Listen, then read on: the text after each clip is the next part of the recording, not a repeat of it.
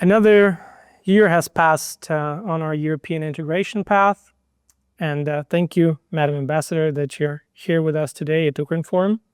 We will sum up this period and, of course, outline the main expectations for the next one. As they say in Brussels, the ink has not yet dried up on the document, and we're already here discussing it. It will take time for us all to fully understand and read deeply into it. I would be grateful if you could comment on its general, so to speak, temperature. In which areas does the EU seek to see the fastest transformations next year? Well, first, thank you very much for the invitation.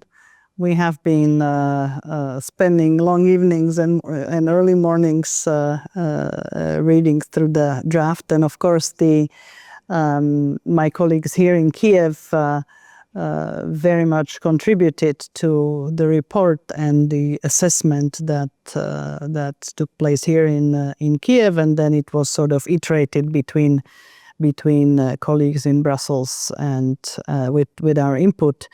And you are asking about the overall temperature, but let me just say that we are now going to have a sad fourth anniversary of the full-scale invasion. We are in the fourth year of a brutal Russian invasion, and we are discussing progress on EU path of Ukraine.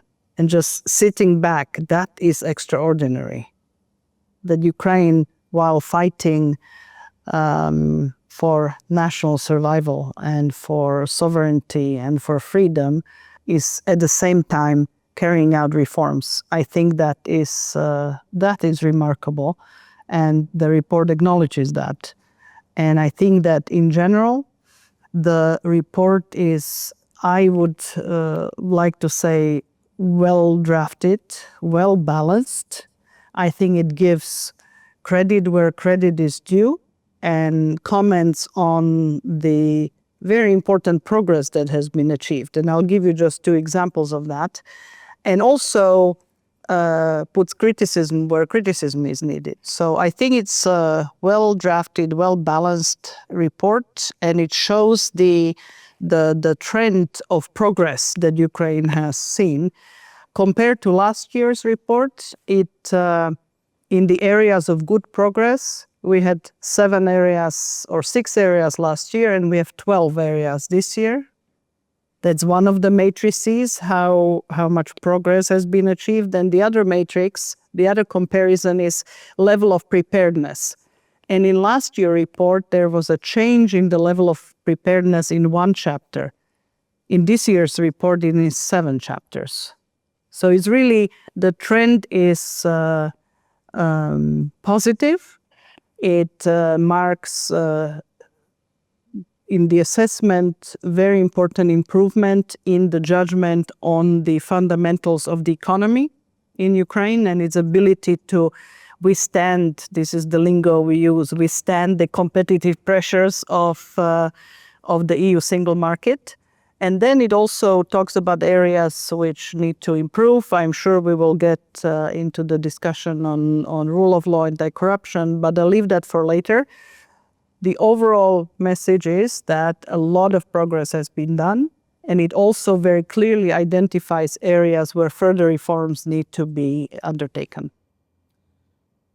By the way, the European Commission today, Commissioner Koss and HRVP Kallas, they highlighted that 4 aspiring countries, were particularly good in progress, showing progress toward EU accession.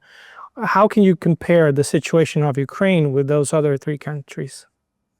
Well, look, I brought the Ukraine report here with me. This is just our makeshift copy, but the top is the one it's going to look like also when it's officially published, and in a nice version.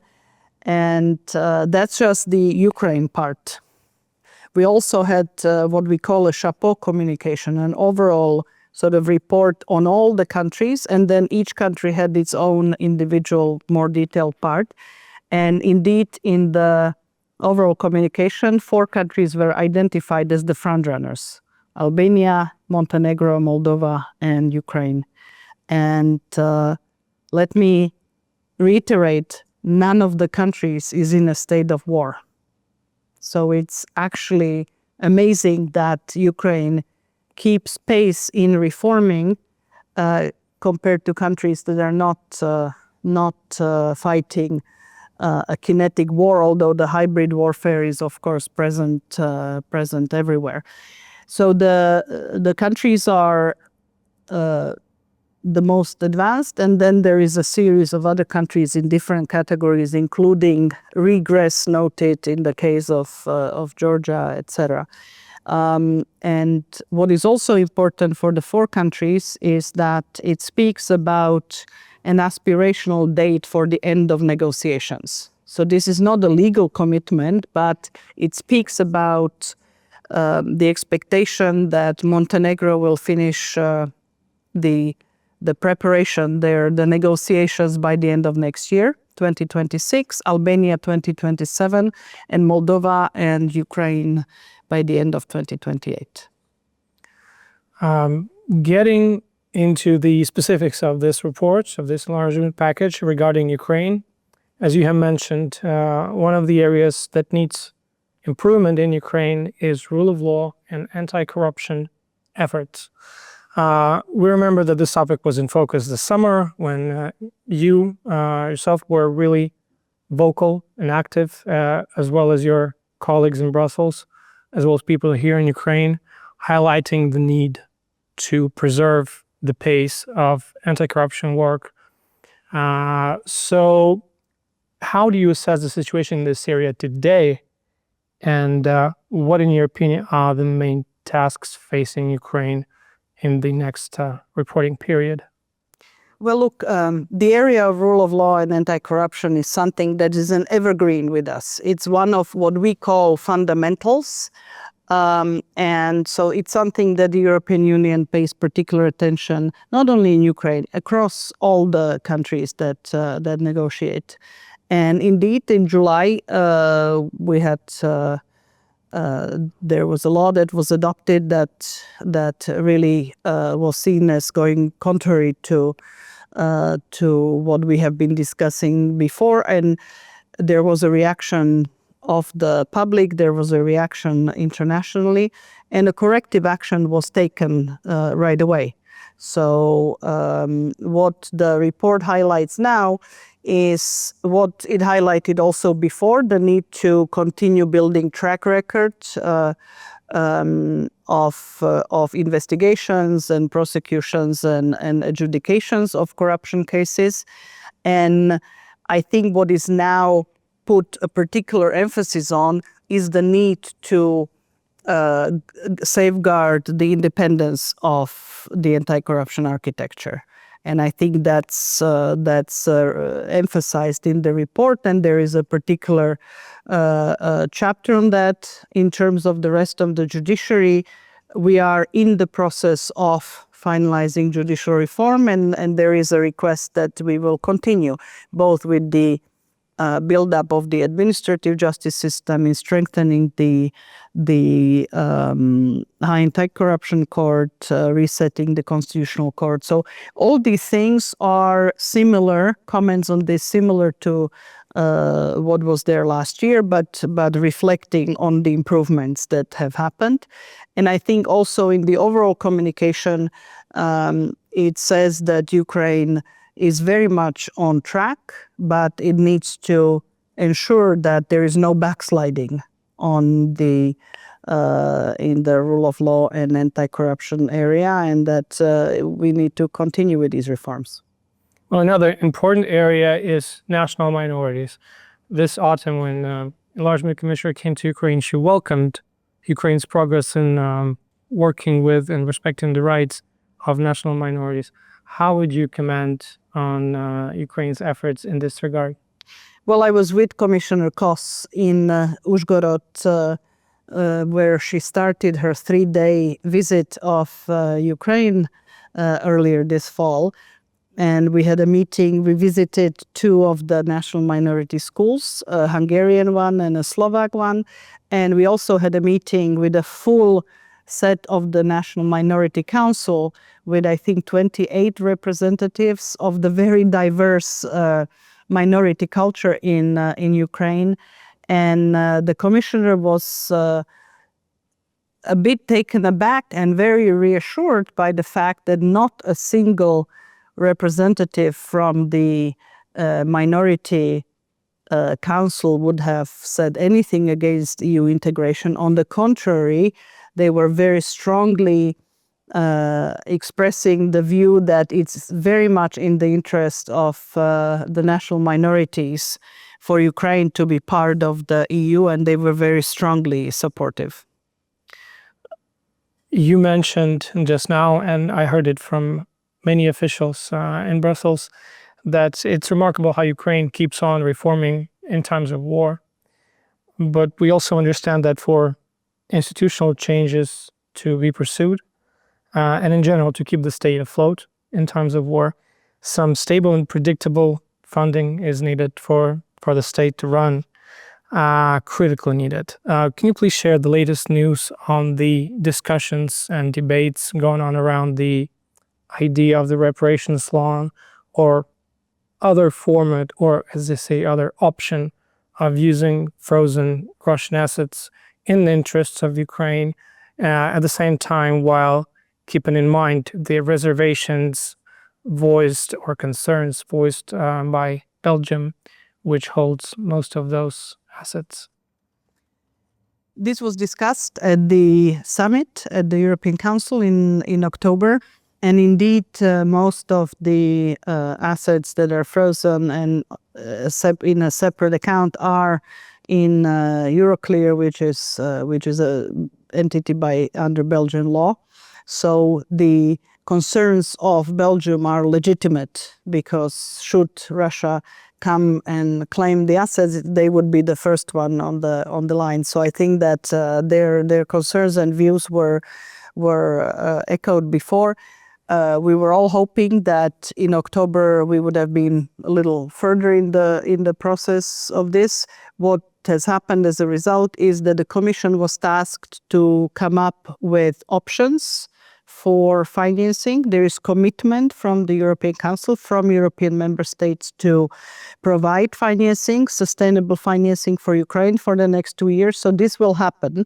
The question is how much of the process we will still have to go through. Commission is now putting the options paper together. There are only 2-3 potential options essentially, and one of them is indeed a loan that would be backed by the frozen Russian assets. And if I were to put my money on it, I think this is the way we will end up financing Ukraine. But it may take still a little bit of time, but hopefully in the December European Council, in the summit, this will be decided. Another interesting topic is that according to Eurobarometer data, 52% of Europeans across the Union support the idea of Ukraine joining it. But of course, these figures vary from country to country. I remember how Hungarian Prime Minister Viktor Orban even used the fact that Hungarian population is allegedly against Ukraine joining in explaining why Hungary is blocking further negotiations of Ukraine, the accession talks. From a strategic communications perspective, what can be done by Ukraine, by the European Union, to better explain to opponents of the idea of Ukraine's secession the benefits of the EU's eastward expansion, the enlargement? All enlargements in the history of the EU have been a success. And unfortunately, it's such an obvious fact when you look at the data, etc., that often it disappears from public discourse and is replaced by various disinformation pieces and as part of the hybrid warfare. Let's not forget that Russia is very interested in spreading a lot of disinformation both ways, both here and in the European Union about each other, and they do it in many other countries. Just look at what was happening in Moldova before their successful elections earlier this fall. But few points I would like to make. First, Ukraine's accession to the EU and what's happening before it is not the first time that there are fears and worries and disinformation. Before each round of enlargement, the people on the inside, businesses on the inside, interest groups on the inside are worried about the newcomer. You know, the French and Italian winemakers were worried about Spanish and Portuguese wines. In 2004, when my country joined the EU, there was, the Polish plumber was the biggest scarecrow for Western Europeans, and the Czech and Polish and Slovak truckers were the scare of the hauling industry in the West. So it's only natural when a big country with this much capacity and resilience and innovative potential as Ukraine is coming, that there are fears. And it's up to the leadership of each country to be explaining it to their citizens, that there is nothing to worry about, that there are going to be adjustments needed, but eventually it's going to be for everybody's benefit. Continuing with the statistics, 74% of Ukrainians support the accession to the EU, which is fairly high share. But there are concerns that the lack of visual progress on the track of negotiations may cause some public disappointment in this whole process. Opening of clusters, like the elephant in the room, we all understand that's a merit-based process and they're still not being opened. What are the current forecasts for resolving the issue? Or is it better to just focus on the so-called front-loading, to just focus on reforms and keep going, to not let any particular leader to delay this process for Ukraine? Let me start by saying that I understand the potential for public disappointment, because Ukraine has done everything that was required and needed for opening the clusters, especially cluster 1, which is the fundamentals. And it has not happened for very well-known reasons so far. So I understand the disappointment, and that's why the Commission in its report of today very clearly and explicitly states that Ukraine is ready to negotiate in the 4 clusters that have so far been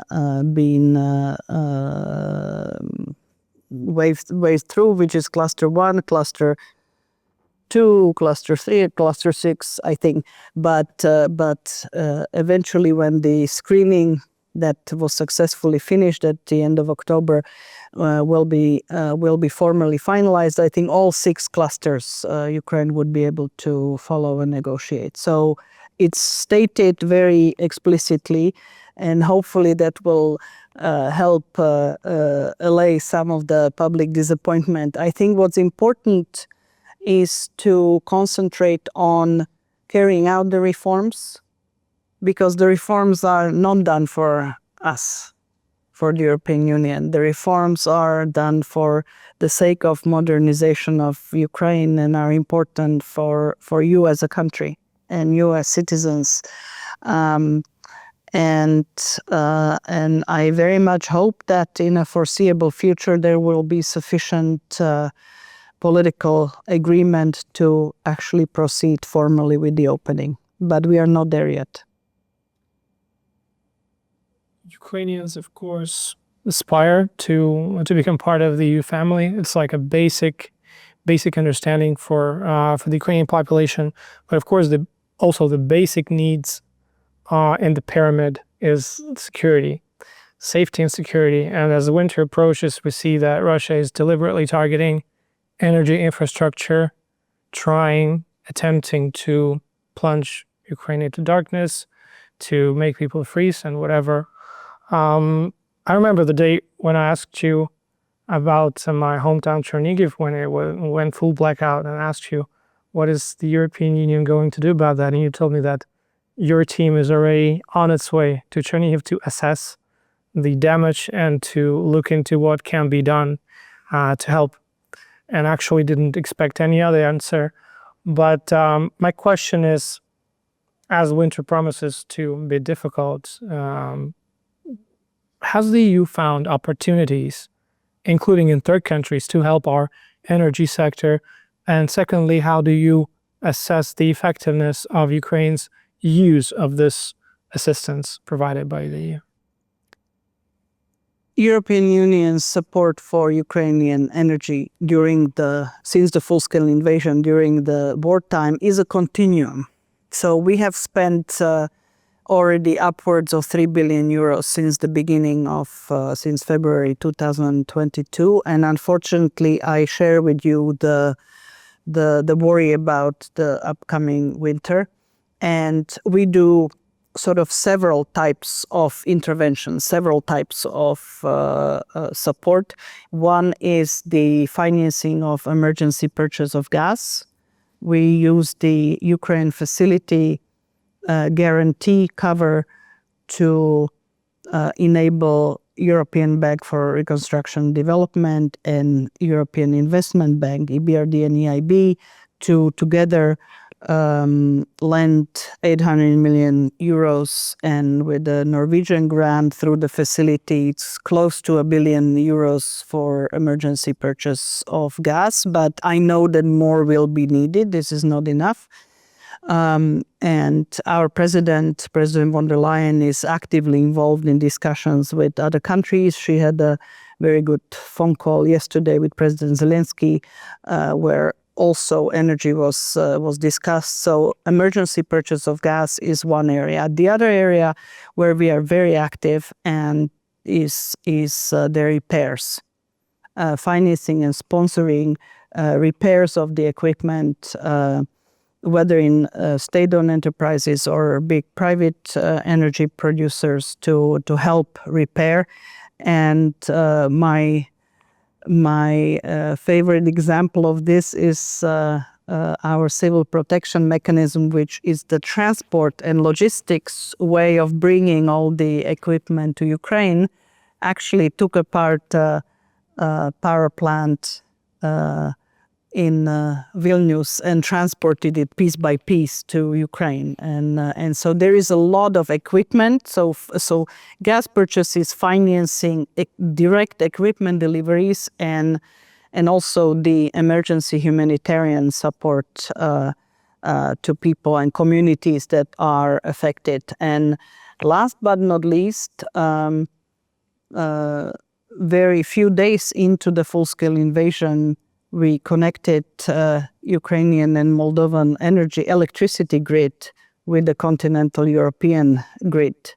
And through that, Ukraine can tap into an import, I think it's 2.2 gigawatts of electricity on a daily basis. So that's, helping certainly the western part of Ukraine to keep the lights on, but obviously the challenges are high, and we are trying to adjust and mobilize as many resources as possible. Another question on security. Mm-hmm. One of the areas being assessed is the compliance with the security and defense policy, and I remember that Commissioner Kubilius for Space and Defense said that Ukraine is an important component of EU's security preparedness and defense preparedness. Our important role in the SAFE loan program is also noted. In your opinion, is European Union ready to include Ukraine into its own security and defense architecture, or would it be fair to say that Ukraine is already a part of that new architecture given all the geopolitical challenges arising? I think it's very much fair to say that Ukraine is already, I mean, the European defense strategy very much talks about Ukraine as part and parcel of the European defense strategy going forward. And the SAVE instrument is financing for member states, but very much encouraging joint ventures and joint investments together with Ukraine. And honestly, your defense tech is second to none. I mean, you are the world leaders on a lot of the technology, and I always tell my colleagues back in Brussels that should there be a war conflict, I want Ukrainian army having my back and not facing me. So I think that every European should feel much calmer and safer with Ukraine in our midst. Well, now to conclude this short conversation, as a narrator, not as a diplomat, how would you describe the main message of this enlargement report, this year's enlargement package for Ukraine? What does it say? What does it convey to Ukrainians from the part of the EU? I think it conveys support, encouragement, mild warning signs, so mild concerns, and overall faith in our common future. Well, thank you for that assessment, and thank you for being with us tonight to take a closer look at this big and really important document. Thank you. Дуже дякую за запрошення.